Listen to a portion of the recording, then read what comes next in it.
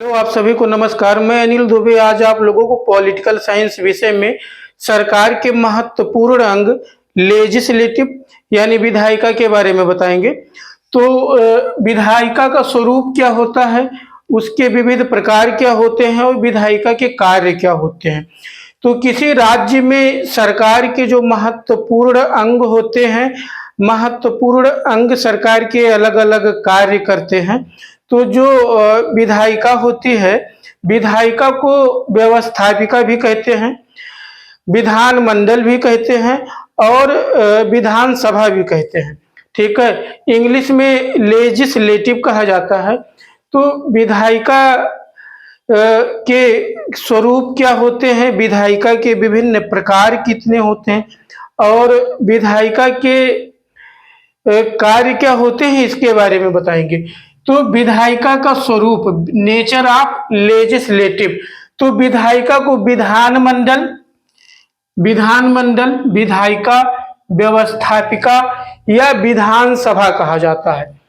अनेक अनेक राज्य में अनेक अनेक नामों से, अलग अलग नाम से पुकारा जाता है, उनके अलग अलग नाम हैं। जैसे भारत में जो व्यवस्थापिका है यानी विधायिका, लेजिस्लेटिव, सरकार का जो महत्वपूर्ण अंग होता है, ये विधि निर्माण का काम करती है।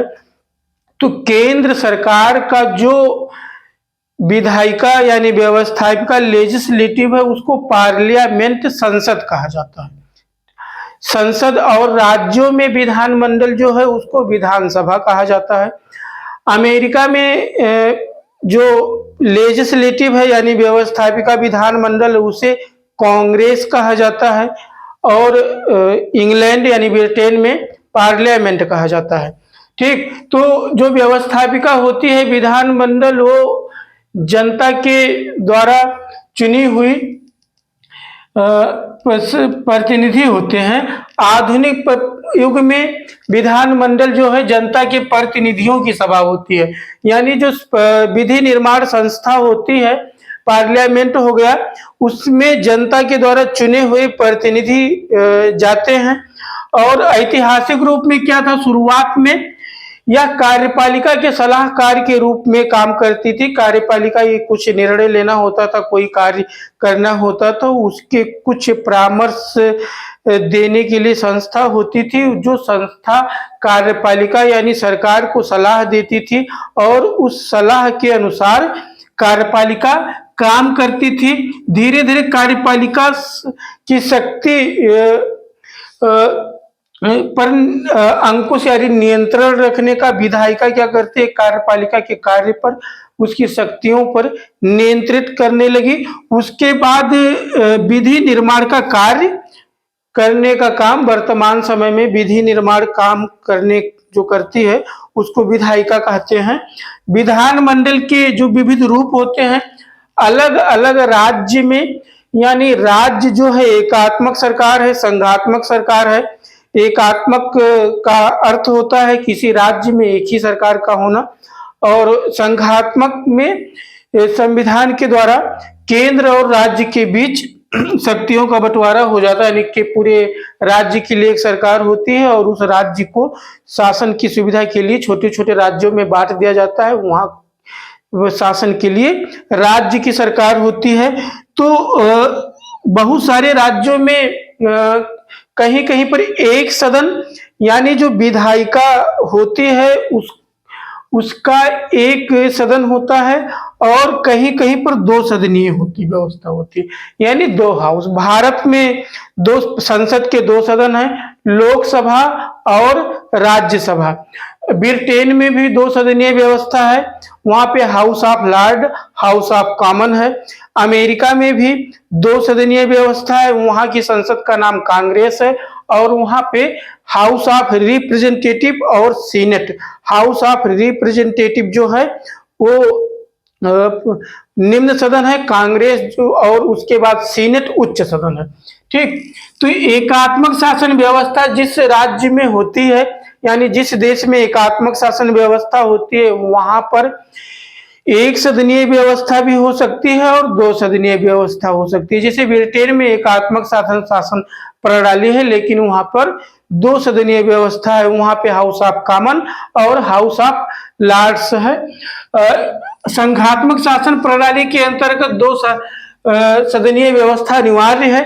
दो सदनीय व्यवस्था यानी एक से जो पूरे राज्य की जनता द्वारा सीधे प्रत्यक्ष चुनाव द्वारा एक लोकप्रिय सदन होता है, और उसके बाद राज्यों से चुने हुए प्रतिनिधि राज्यसभा यानी राज्य परिषद काउंसिल ऑफ स्टेट होता है। तो भारत में एक लोकसभा है और दूसरा राज्यों की सभा होती है राज्यसभा। अमेरिका में भी एक प्रतिनिधि सभा है और दूसरा सीनेट है। सीनेट अमेरिका के प्रत्येक राज्य से दो दो सदस्यों का चुनाव सीनेट के लिए होता है। तो कि ये निर्भर करता है कि राज्य एकात्मक शासन व्यवस्था यदि किसी राज्य में है तो वहां पर एक सदनीय व्यवस्था यानी पूरे राज्य से चुने हुए प्रतिनिधियों की केवल एक सभा होती है। जैसे भारत में जो लोकसभा है, लोकसभा पूरे राज्य से, पूरे भारत से चुने हुए संसद के सदस्यों का लोकसभा में पूरे राज्य से प्रत्यक्ष रूप से जनता द्वारा चुने हुए प्रतिनिधि होते हैं। दूसरा सदन है राज्यसभा, जिसे उच्च सदन कहते हैं। वहां पर राज्य के प्रतिनिधि होते हैं, यानी राज्य के विधानसभा के सदस्यों द्वारा चुने गए प्रतिनिधि जाते हैं। और अमेरिका में भी इसी प्रकार है। वहां पे अमेरिका के जो विधायिका यानी लेजिस्लेटिव का नाम कांग्रेस है, उसके दो सदन हैं। एक है प्रतिनिधि सभा, जिसमें पूरे अमेरिका से चुने गए प्रतिनिधि होते हैं, और दूसरा है उच्च सदन सीनेट। अमेरिका में 50 राज्य हैं और प्रत्येक राज्य से दो दो सदस्य यानी सीनेट के 100 सदस्य होते हैं, जो प्रत्येक राज्य से दो दो सदस्य जाते हैं। यानी जो विधि निर्माण संस्था होती है विधायिका, उसमें राज्यों का भी प्रतिनिधित्व होता है। अब इसके कार्य क्या क्या होते हैं? जो संसद यानी विधायिका व्यवस्थापिका जिसे कहते हैं लेजिस्लेटिव, सरकार का मुख्य अंग होता है, वो पूरे राज्य के लिए विधि निर्माण का काम करती है। ठीक, और पूरे राज्य के लिए कार्यपालिका के लिए बजट का निर्माण करती है, पूरे राज्य बजट की अनुमति देती है। बजट का पास होना विधायिका से आवश्यक है। प्रशासकीय निरीक्षण करती है, और संसदीय प्रणाली में कार्यपालिका अपने कार्यों के लिए विधायिका के प्रति उत्तरदायी होती है। यानी सरकार को लोकसभा में बहुमत प्राप्त होना अनिवार्य है। दूसरा है, तीसरा है प्रशासकीय निरीक्षण। चौथा है न्यायिक कार्य।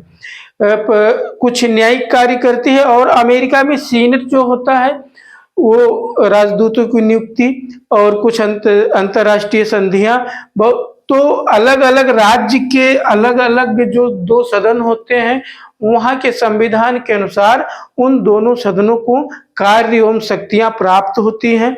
विश्व के सबके उच्च सदन में अमेरिका का सीनेट सबसे शक्तिशाली सदन माना जाता है, और ब्रिटेन में हाउस ऑफ कॉमन यानी लोकप्रिय सदन सबसे शक्तिशाली सदन माना जाता है। मुख्य कार्य इनके विधि निर्माण होते हैं, प्रशासकीय नियंत्रण। संसदीय प्रणाली के अंतर्गत जो कार्यपालिका होती है लोकसभा के प्रति उत्तरदायी होती है, और बजट की अनुमति देना, यानी सरकार अपने खर्चे के लिए वो संसद की अनुमति यानी संसद की सहमति के बिना सरकार किसी भी प्रकार का खर्च नहीं कर सकती है। तो वित्तीय नियंत्रण होता है। संसद क्या करती है? सरकार पे नियंत्रण रखती है। अब सरकार के जो विधायिका होती है उसके एक सदनीय भी हो सकती है, दो सदनीय हो सकती है। जैसे भारत के राज्यों में, बहुत सारे राज्यों में केवल विधानसभा है, और कुछ राज्यों में दो सदनीय व्यवस्था यानी विधानसभा और विधान परिषद। आपने जैसे उत्तर प्रदेश में विधानसभा यानी एमएलए और विधान परिषद एमएलसी भी होते हैं। तो विधानमंडल सरकार का मुख्य अंग है। इसका काम विधि निर्माण करना है और सरकार के खर्चे के लिए बजट का निर्माण करना और बजट की अनुमति देना मुख्य कार्य है। इसके बाद आपको कार्यपालिका के स्वरूप, कार्य और उसके प्रकार के बारे में बताया जाएगा। आशा करते हैं आप लोगों को समझ में आया होगा। नमस्कार।